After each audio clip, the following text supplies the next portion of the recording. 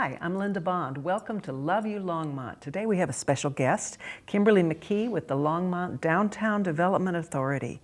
Thank you so much for being with us. One of the most important things about Longmont's downtown district is that it's a creative district. What does that mean? Well, back in 2010, the community got together and worked on, led by the Longmont Downtown Development Authority, a arts and entertainment district plan. And it really talked about the vision is what people would like to see in their downtown.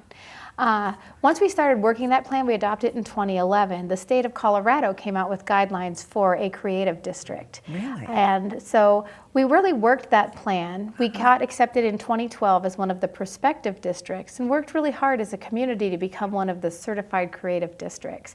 We've been a certified creative district going on our third year now. So what that means is we have an area that's defined by a boundary that we really try to make sure is infused with creative energy. Music, arts, culture, multiculturalism, things like everything from a creative-based business, such as a graphic designer or an architect, to musicians and artists and art studios. So what are the physical boundaries? So we started first in Maine, where we're hoping to see a great redevelopment in Cheese and Porters.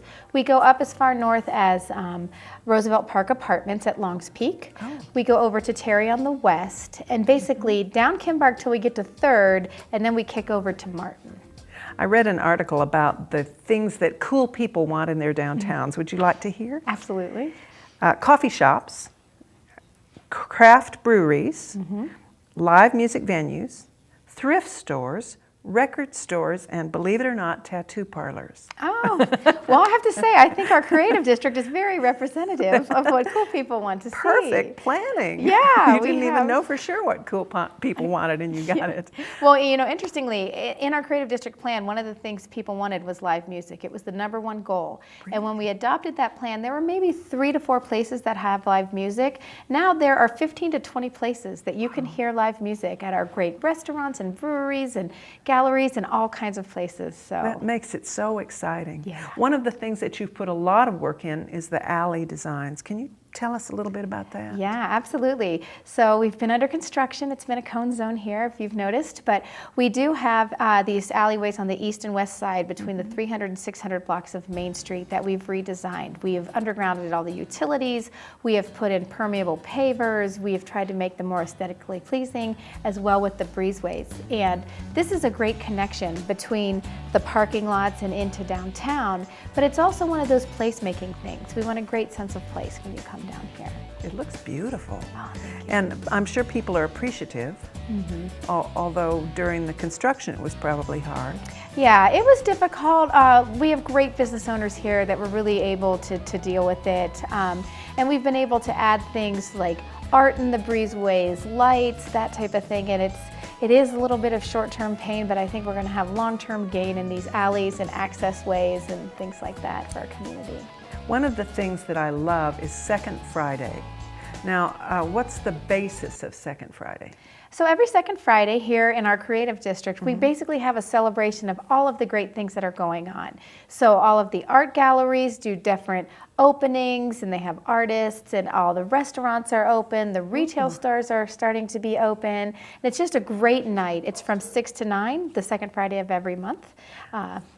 One of the things that's really fun is that the brew hop trolley has been added. And the brew hop trolley is so much fun because people can just take off and go around town. So how does it work with Second Friday to have the brew hop trolley? Yeah, we just added that in February. So every second Friday, we have the brew hop trolley that will drive around and pick people up. You can just pay $1 and you can drive all night to get around the district. And so we're trying to get people all the way down to 1st and 2nd at our breweries there, and all the way up to Longs Peak Pub and all of the great venues in between. And as they drive by, they see all of downtown, so maybe they can find places that they find interesting that they could go back to. Absolutely. So Blaine Robinson had a ride along here, and he's zipping along through downtown. And you'll see some of the things that make Longmont so unique. And right here, talk about the breweries. Oh, 300 Suns, Wibby, Longs Peak, Bootstrap Brewing is going to be opening, the Pump House. So we really have a great concentration. We have a cidery now. Soon we'll be opening a distillery. And so, you know, those craft brews are all part, and ciders are all part of the creative district. And they make it something that makes Longmont very unique. Absolutely. I don't imagine there are many towns that have this many breweries. Right. And it's certainly growing and upcoming. It is, and creative arts and culinary is really one of our focuses. So increasing to have restaurants and things like the new kitchen store that'll be open. They're all things that really just add to what we're going for here in the district. Well, all of this has made me hungry. So why don't we go to the Samples Bistro food truck at Wibby's? Oh, awesome.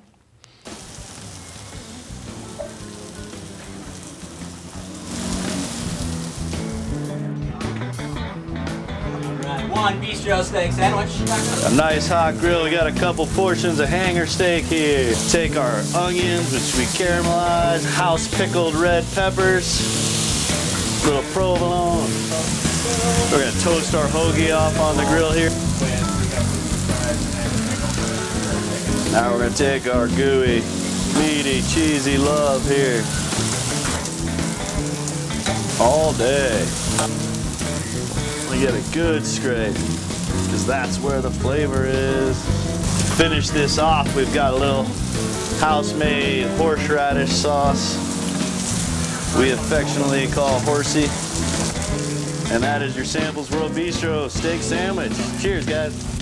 Awesome. Thank you. You're welcome. Enjoy. Thank you. Didn't that look like fun? That was great.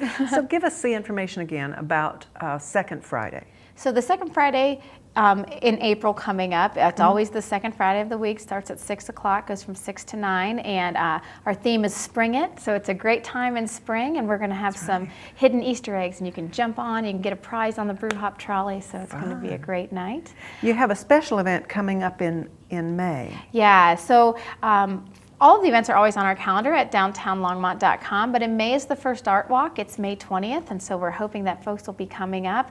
The DDA is having a cleanup day that morning, so anyone who wants to come volunteer and do some finishing touches are welcome to come May 20th.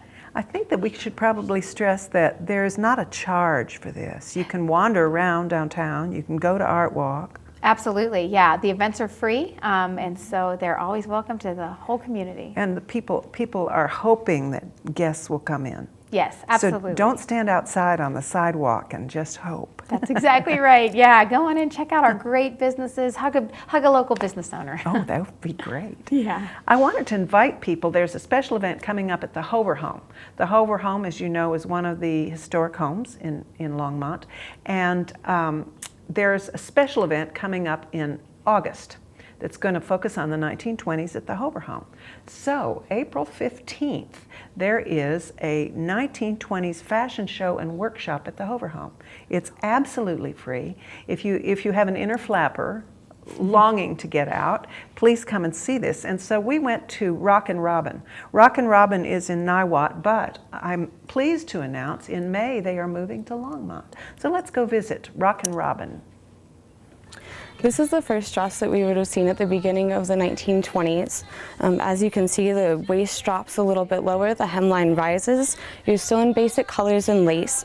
The best thing about this was women started moving from corsets under their outfits into things like bloomers and slips, which fit a little more loosely.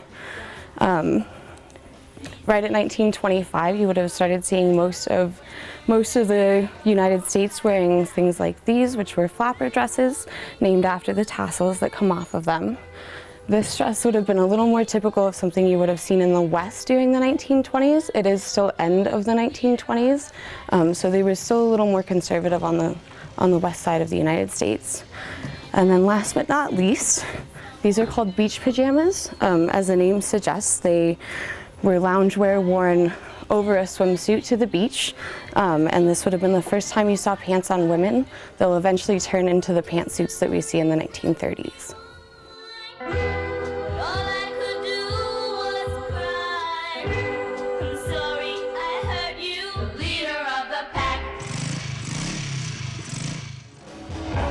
I felt so helpless, what could I do?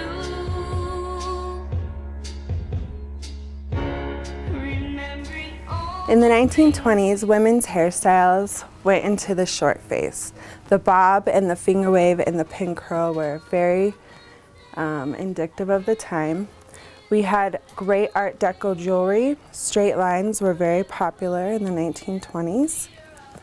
And in the shoes, we went from pointed toes to square toes up into the 1930s. And the square heel was always a big sign of fashion in the 1920s, which today we would also wear beautiful pieces like this.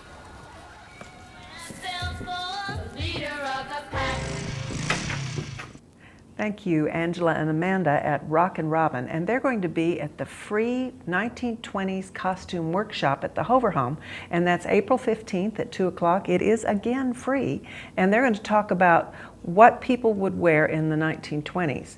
In August, the Hover Home is having a historic play, and it's going to be 1925, Hot Time in the Old Town.